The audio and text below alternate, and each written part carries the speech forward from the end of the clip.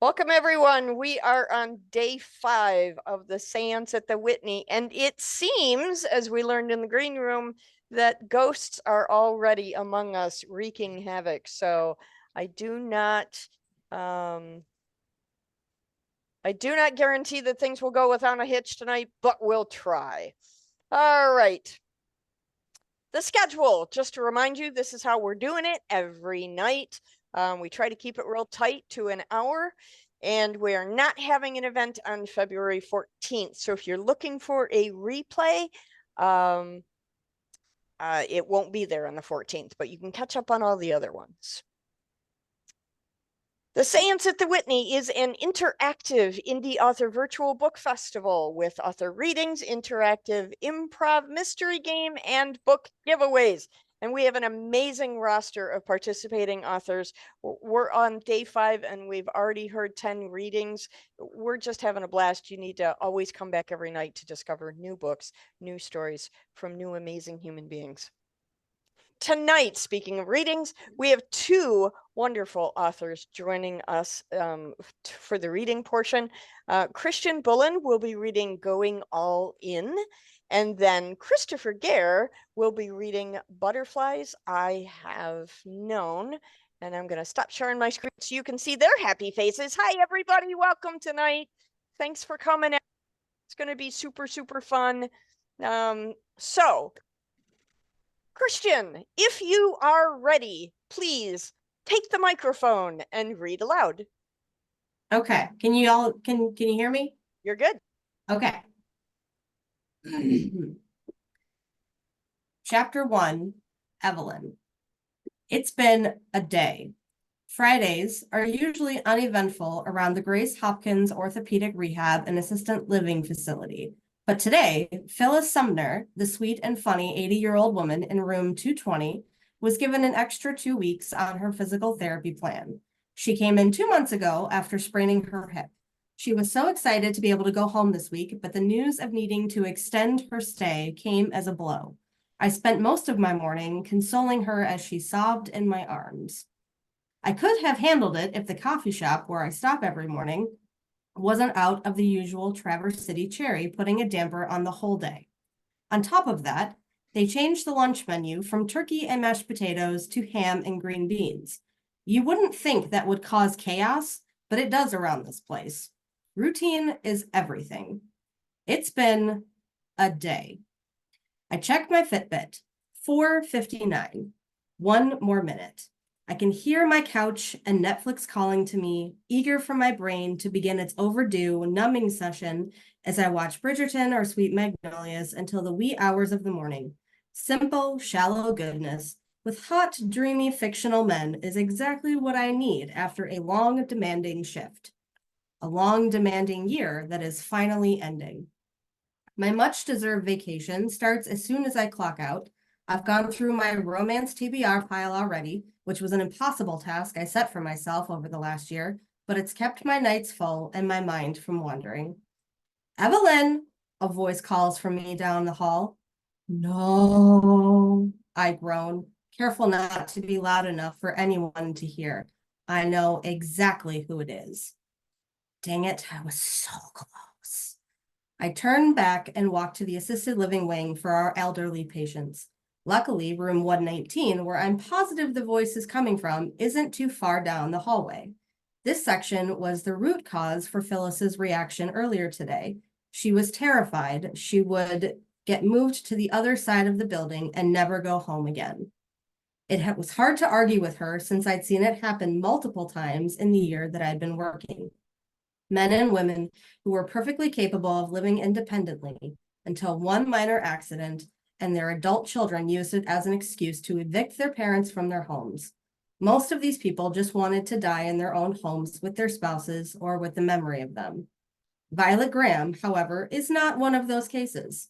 She's been here for the last several years as her arthritis spread from her knees to her hips, causing it to be extremely hard for her to get around. Most days, she spends in her room watching television, treating me like her personal servant. Today is no exception. I put on my best smile as I walk through her door. She's in the same spot where I left her less than an hour ago. In fact, I'm sure this is the same episode of SVU. What can I do for you, Violet? She doesn't look when I enter. When will you be back? In 2 weeks, I say matter-of-factly. Bull, she exclaims, finally turning her attention away from the screen.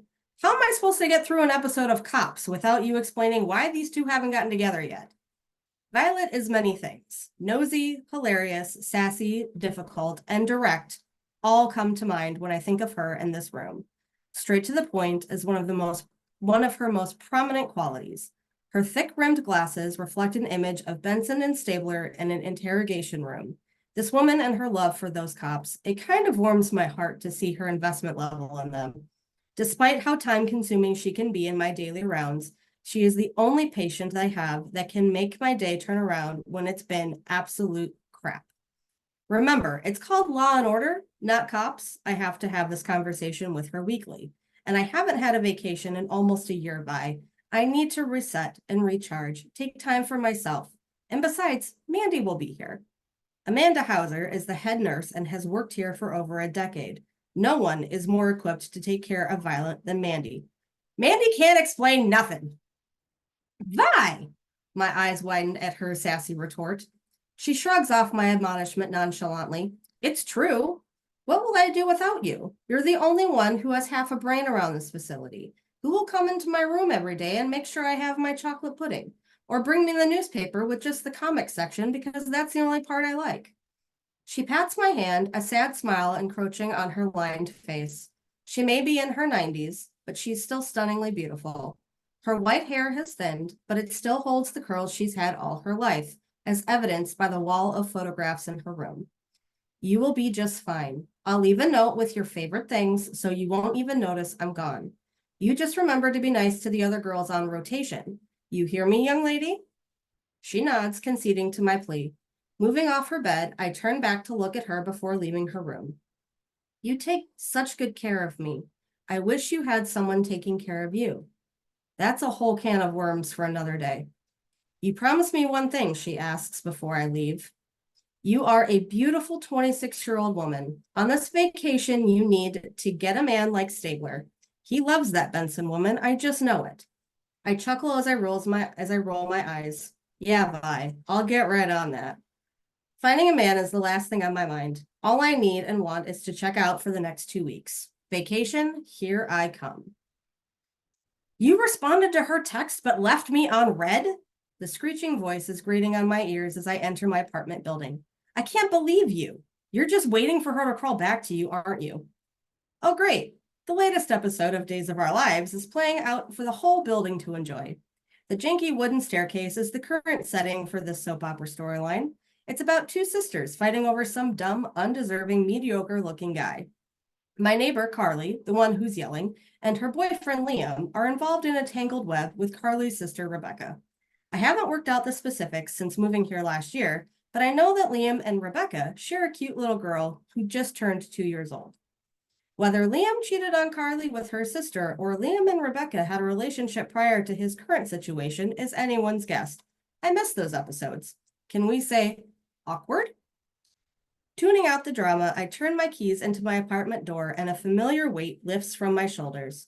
I shut the door behind me, letting my head rest against the chipped, worn wood. The intruding voice is finally muffled behind my sanctuary barrier. My eyes close and I try to let the day float away like a raft in the middle of the ocean. If I listen hard enough, I can hear the soft melody of a ukulele being played and smell citrusy drinks being poured from a giant pitcher into a chilled glass. The throbbing in my feet is deterring me from fully escaping into a faux Caribbean daydream where there are no needy, emotionally distraught, or persistent patients. I kick my shoes off and toss my keys into the multicolored ceramic bowl next to the door. I'm forced back into reality, where the pressure on my feet eases, the day's exhaustion has yet to leave the rest of my muscles. Experts can say what they want, but there are no shoes that are comfortable enough to wear for a 12-hour shift. This job is tiring all on its own. The constant demands, the patience, and the never-ending workload are all so crushingly difficult. It is draining on a mental, emotional, and physical level. I'm exhausted when I get home, and I'm exhausted when I get up in the morning. I pull the hair tie out of my brunette locks shake the bunched hair loose, and slip the black band around my wrist for later use. I gaze at my empty, still half unpacked apartment. Finishing that project is also on my to-do list while I'm home for the next 2 weeks. And that's your time. I'm sorry to interrupt. That's okay. Well done. Yeah. Nicely done. I love that book, by the way. Okay. Next on our reading hit list, we have, come on, share screen. Yay, technology. Butterflies I have known by our very own mystic of mayhem mystic, Christopher Dare. Please, sir, when you are ready, take the microphone and read aloud.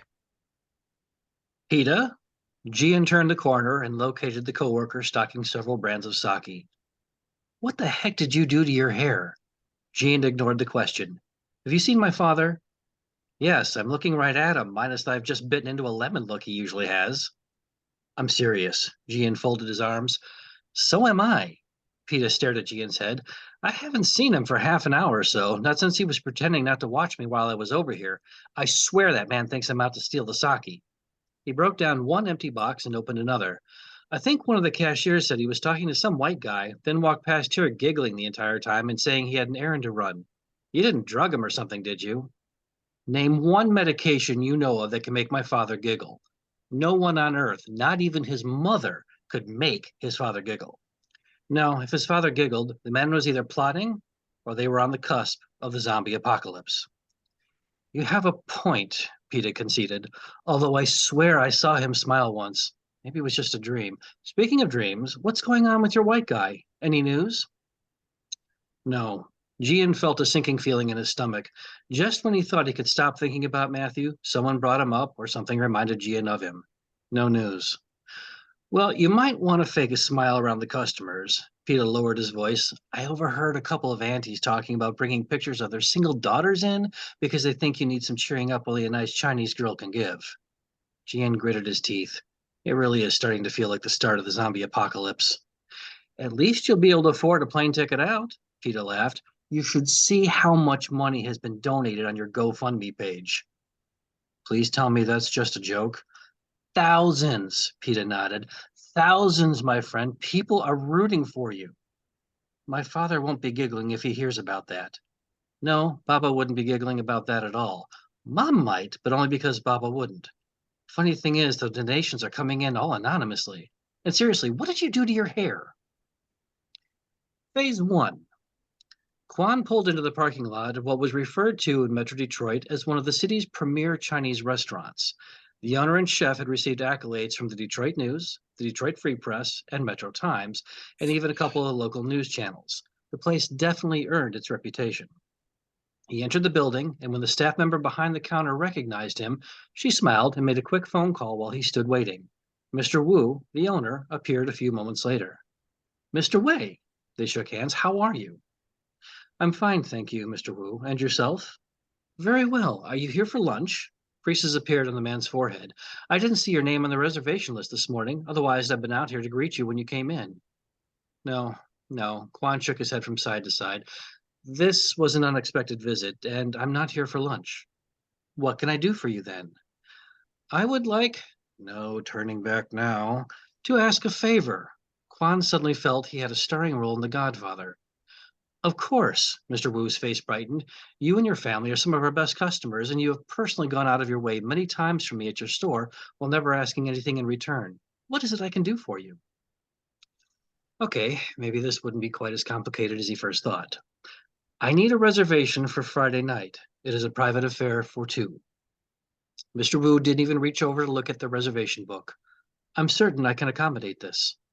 I will be paying for the meal as well, so I will leave you with my credit card information. This caught Mr. Wu's attention. The man probably thought Quan would be one of the two people in the reservation. That is not a problem either. May I ask who will be attending? It is for my son, Gian. Of course. Is he finally getting engaged? Quan coughed, then fought to regain his composure. He'd barely had time to come to terms with his son dating, but for there to be a Dr. Matthew Way sometime in the future, that would take a great deal more time. That remains to be seen, but it is a very important night. 2 dragons, 1 sword, 2 dragons, 1 sword. Keep repeating that to yourself. Gian will be meeting his boyfriend here so that they may discuss their future. Naturally, they don't know this yet. Mr. Wu eyed him, though his face remained expressionless. Gian and his boyfriend, yes. Quan confirmed every unspoken question that went along with the clarification.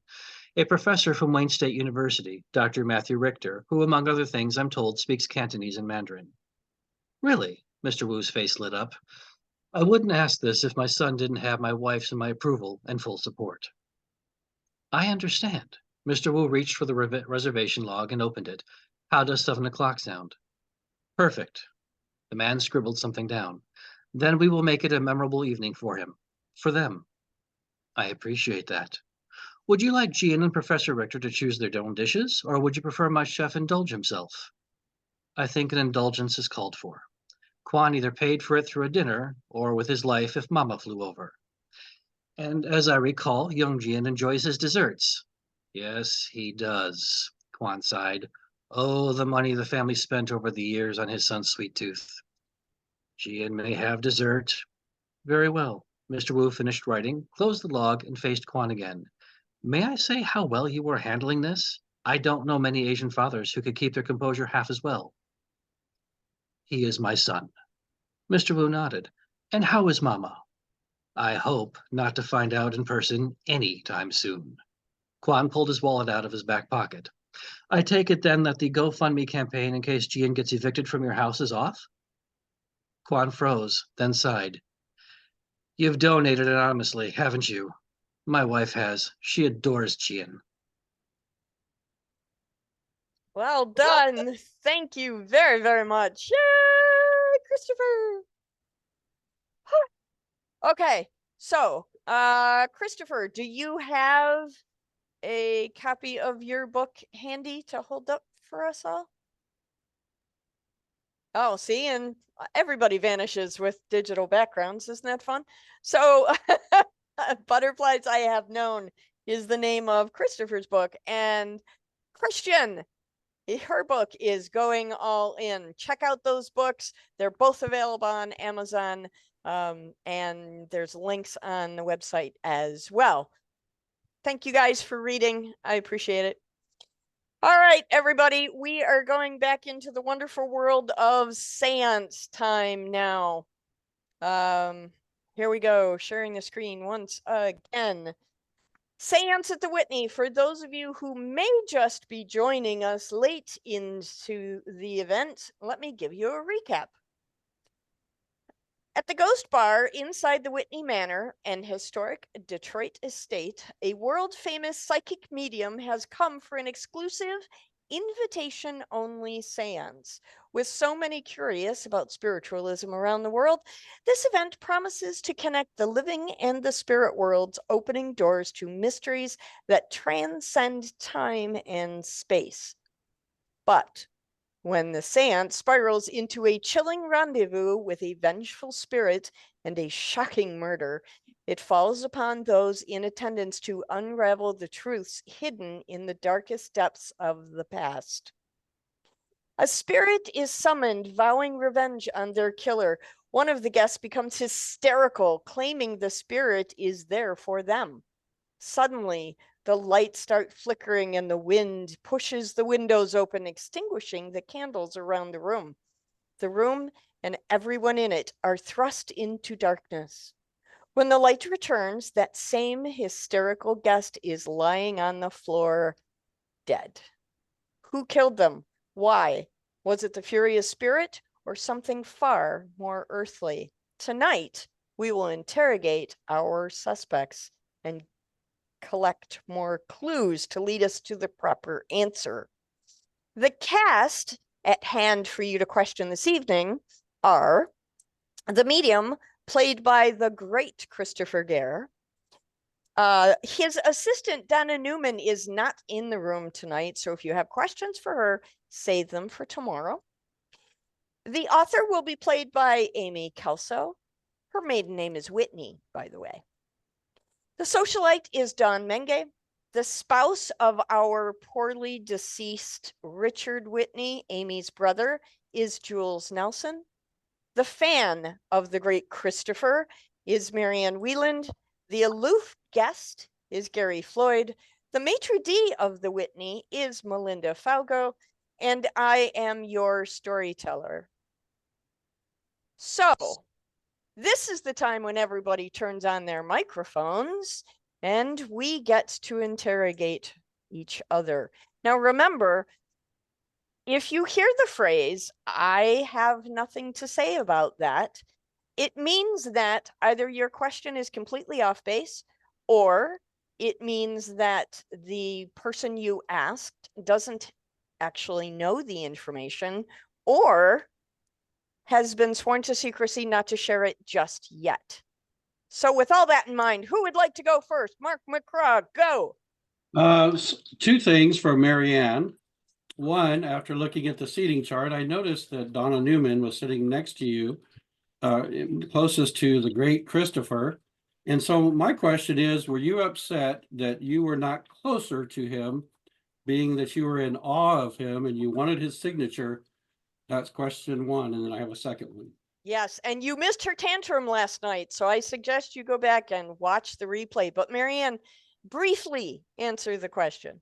Yes, I was very, very upset because I should be placed next to the great one because I am his biggest fan, and for some reason was placed between Amy and Donna, but I should have been next to the great one. Yes. Okay, second question is, were you mad at Richard because he was making such a commotion and being that it's so sacred there, were you upset at him because he was causing that commotion of being all upset?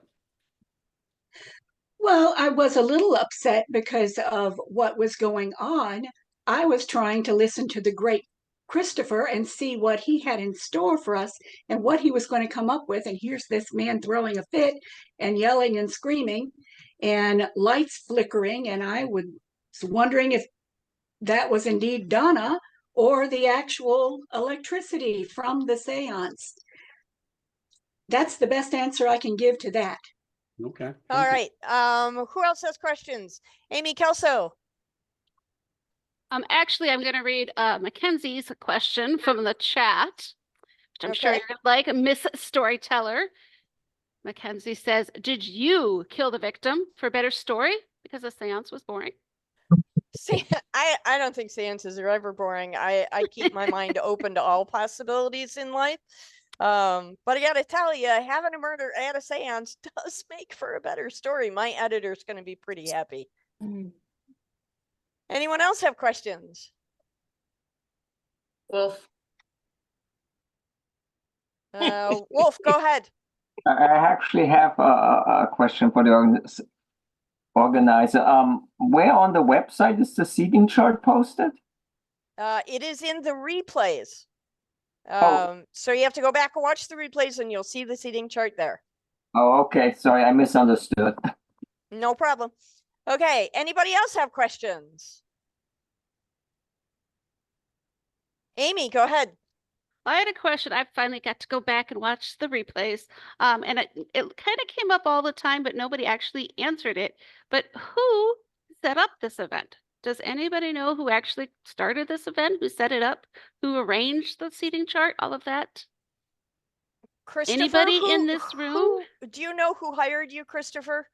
How you were hired? Can you explain how you were hired?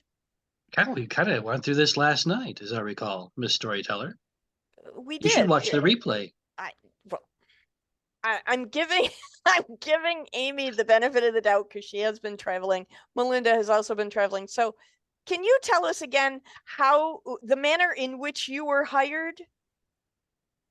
Yes, I was hired like many people hired Deborah Reed. They said, money, we show up.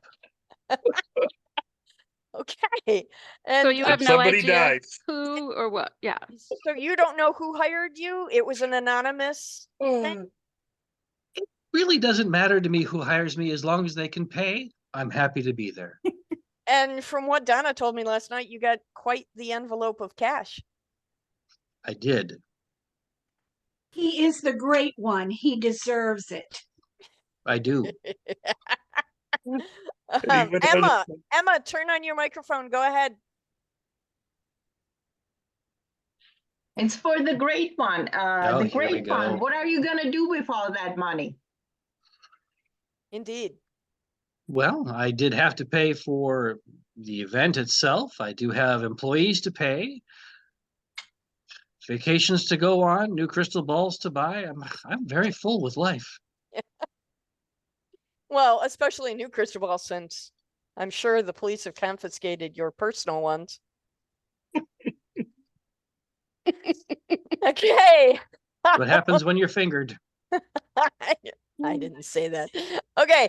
Does anybody else have any questions? I know there's questions out there. Jules, go ahead. The other day we asked Dawn what she was doing there and why she was there, and she kind of put us off a little bit, and then we got distracted. And I was just wondering, Dawn, if you could tell us why you were there?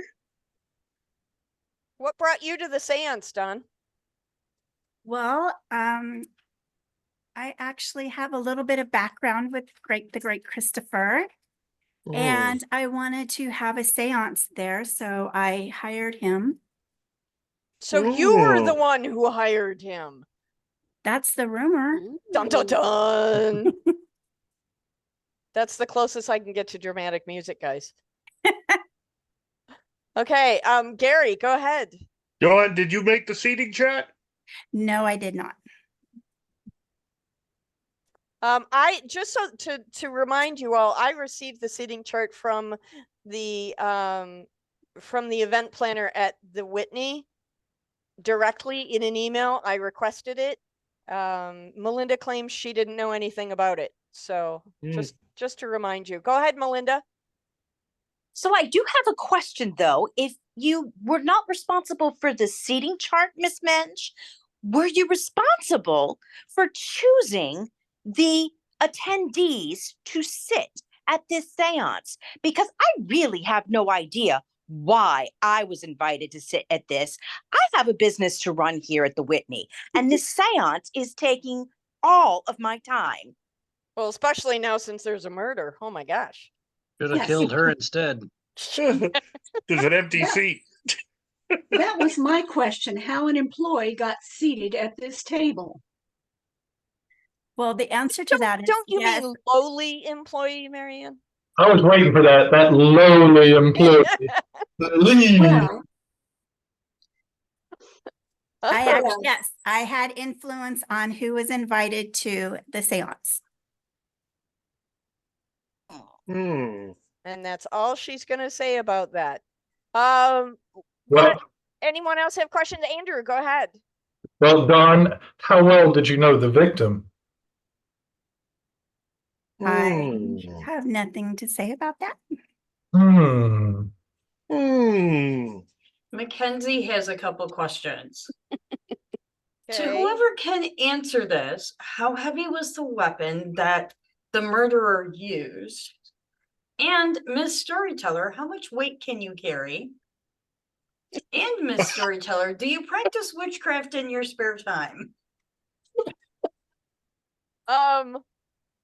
Christopher, the great one. I'm sorry. I apologize. Back at me. You were asked the question. No, I don't know the answer to one of these questions. How heavy is a crystal ball? My balls tend to be a little on the heavy side when they're my own brand, which it really honestly depends on the brand that I like to use. Okay. Andrew, you seem to have a crystal ball in your hand, and I know that you mentioned earlier that you have a couple in your collection. How heavy are your crystal balls?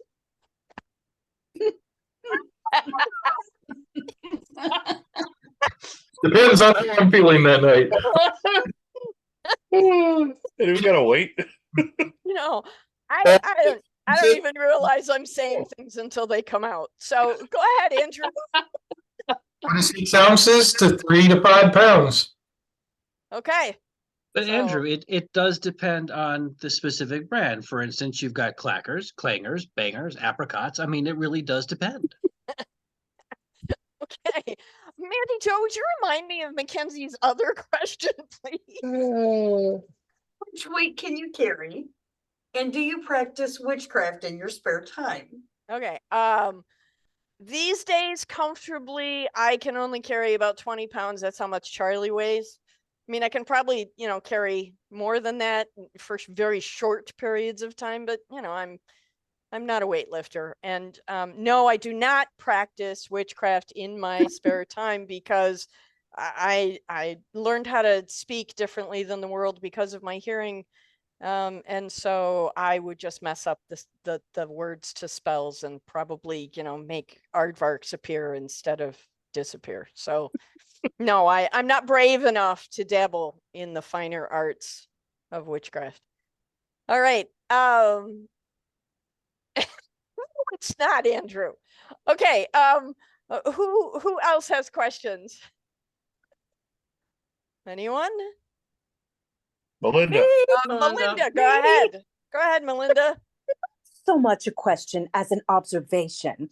Now, Mr. Floyd, our aloof guest, he indicated that he thought he had seen the crystal ball in question at the Whitney sometime before.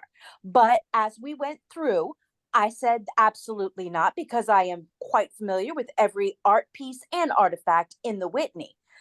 But those windows sure burst open right as all those candles went out. And since that crystal ball did not come from anywhere inside the Whitney, who's to say it wasn't thrown in from the exterior of the restaurant? An interesting inquiry. I don't know. First thing is, I'm not sure who Mr. Floyd is because I'm an aloof guest. I barely know who I am. But you did mention that you had seen the crystal ball. I did see the crystal ball back when I was a kid. Something that looked like that crystal ball. And where did you see that? That was with Peter and Nora. Richard, you mean? Richard. Richard Peter. Richard and Nora, and they were heading out to the forest, and they would sum up creativity. And I do seem to remember that Amy sometimes would go with them. And Amy, do you have anything to add about storytelling in a crystal ball? We did lots of storytelling, some role playing, just lots of fun when we were kids. But I'm trying to figure out, Gary, how you were there to see that. Were you? I'm not sure because I don't know where I am. I don't even know I'm here. So Gary's been experiencing since we started this. He's been experiencing a little bit of amnesia, I think. Yeah. I do know though that it seemed like that they were doing creativity, and all of a sudden Amy has had a burst of creativity of being able to come up with these wonderful stories, and I wonder whether this could be one of them. Creativity runs in the family, obviously. I don't know what you're talking about, that this could be one of the stories, although it could make a nice story. But it wasn't my idea. Can you tell us a little bit, Amy, about your writing career? You are an author. You are I'm a Whitney. Can you tell us a little bit about what's going on in your writing career right now? Oh, well, as I'm sure all of you know, because of course I am now quite a famous author, I have written quite a bit, several series, and just recently, Amazon Prime picked up one of my series. They're gonna make a TV series out of it. Very exciting. It's just that was the rumor I heard. Yes. Which didn't surprise me because I am such a great writer, but it is very exciting. Yes. Okay. All right. Did I see a question in chat, Mandy Jo? Yes. Okay. Mackenzie's asking Mr. Gare, the great Christopher, did you bring any spare crystal balls with you in case something happened, like a murder, or your assistant dropping the ball because she thinks just because she's ambidextrous that she can juggle really well?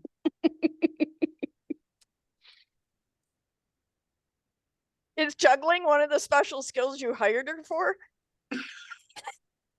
It is not, and I answered Mackenzie's question in the chat. He Well, always can you share? carries two Can you with share him. it? Can you share it with the rest of us? I always carry 2 with me. Excellent. Okay. Wolf, did you have a question? I saw your hand was raised at one point. Yeah. I'm just getting really confused by wasn't there a second crystal ball on the table? Yes, there was a large crystal ball which was used as the murder weapon, and Christopher always travels with spares, so there were a couple extras on the table as well. In addition, some of you may have missed it last night, there were other things on the table as well. There were, in my notes, I noted candles, incense, the crystal ball that we've talked about so much, and a skull, and a few other trinkets like coins, and I think I saw a couple of feathers, which I don't see now because, of course, the wind. Amy, go ahead. I'm just wondering, are we sure that the crystal ball is the murder weapon? Well, it was covered in blood and lying next to the victim when he was discovered, when the lights came on. So yes, we do. The consensus of the room is that the crystal ball was the weapon. Go ahead, Gary.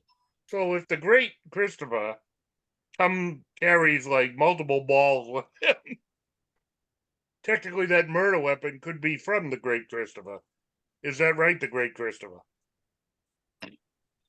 I've never known my balls to be violent before. And I don't think they are. Okie dokie. That's fun. Okay, we're gonna do one more question and then we're out of time for tonight. Does anybody else have a question or a comment they need to make that hasn't had a chance? Deborah, you've been awful quiet. You concern me when you get quiet. She's Do you plotting. have Well, any questions? I don't have any questions, but that's mostly just because I'm like so tired I can't even keep it all Got it. straight No right now. problem. It can be a confusing endeavor, a seance. Anybody else have one last question? Mackenzie put in the chat, is it possible that the ball fell into a puddle of blood when the wind came in? I suppose that is a possibility, but then what would be the murder weapon? Yeah, Look at Andrew. Yeah. Yeah. Okay, Andrew, do that again. Yeah. See? Hefty. I'm not gonna say what we're all thinking, but there you go. Okay. Yeah, Friday night. So that's the end of our interrogation sessions for this evening. Thank you everybody for playing our wacky game once again. Make sure that you go back and rewatch whatever episodes you may have missed. Again, to remind you, the seating chart is in the replays. So if you need that for reference, you'll have to go back and check that out on the replays.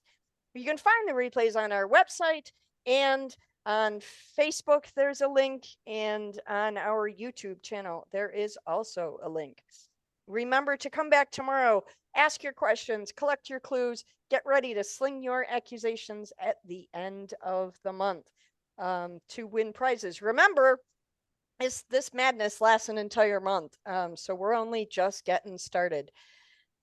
When you hear someone say, again, I have nothing to say about that, it means that they truly either have nothing to say about it or you're off track with your questioning. So keep that in mind.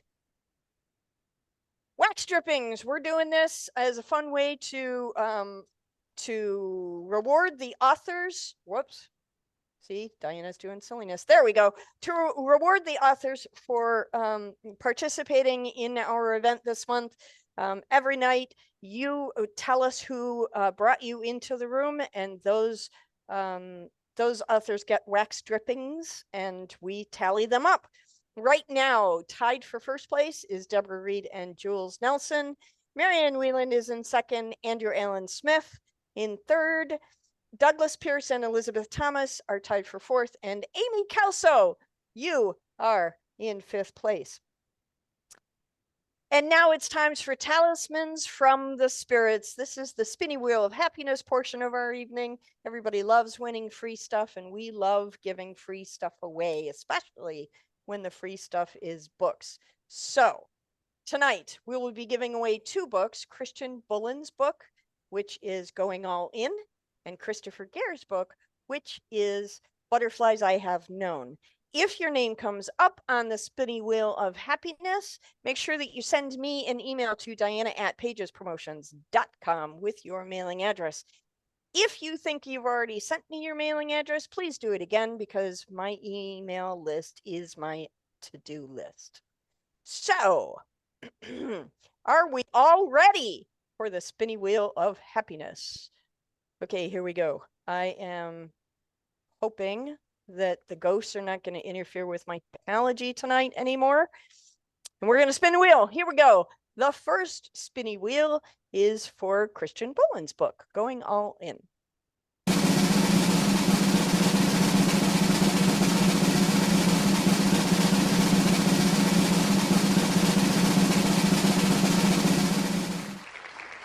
Mackenzie Keatley. Okay, and Christopher Gare's book is the second spinny wheel. Here we go.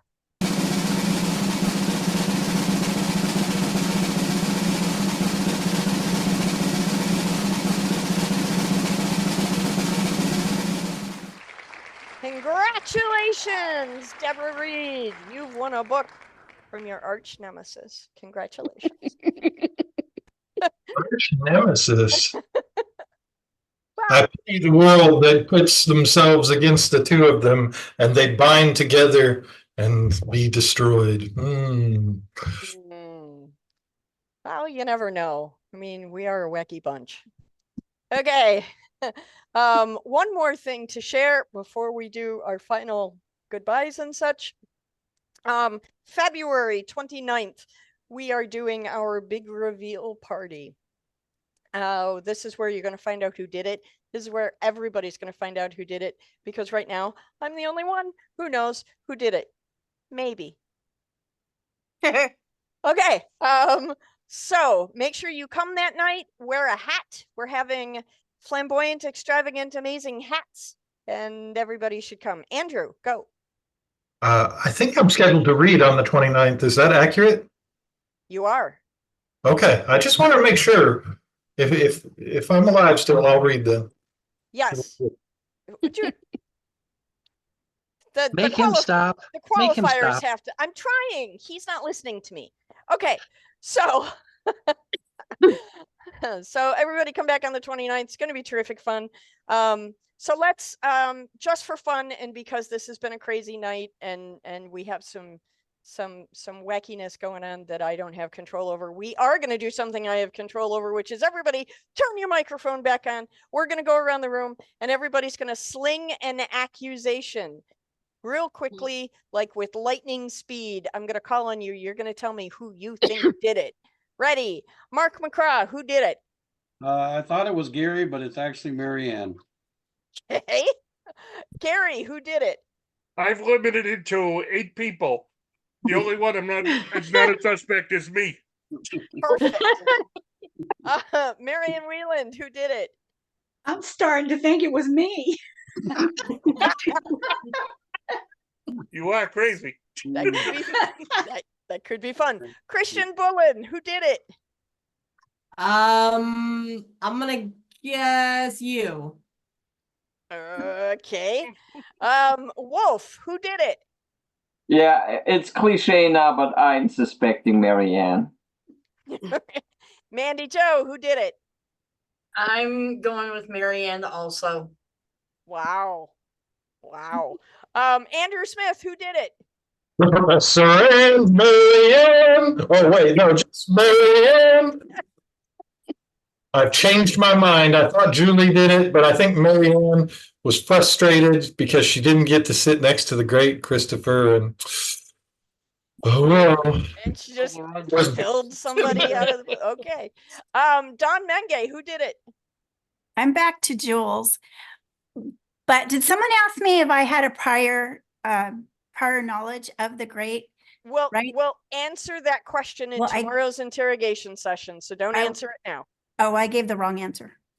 We'll Okay, we I won't will be here s- tomorrow. We will circle around to it the next time you're here. Okay, all right. Miranda, who did it? I'm back to Marianne. Okay. Jules, who did it? I'm actually starting to wonder more about Dawn because I mean, she's put this whole thing on.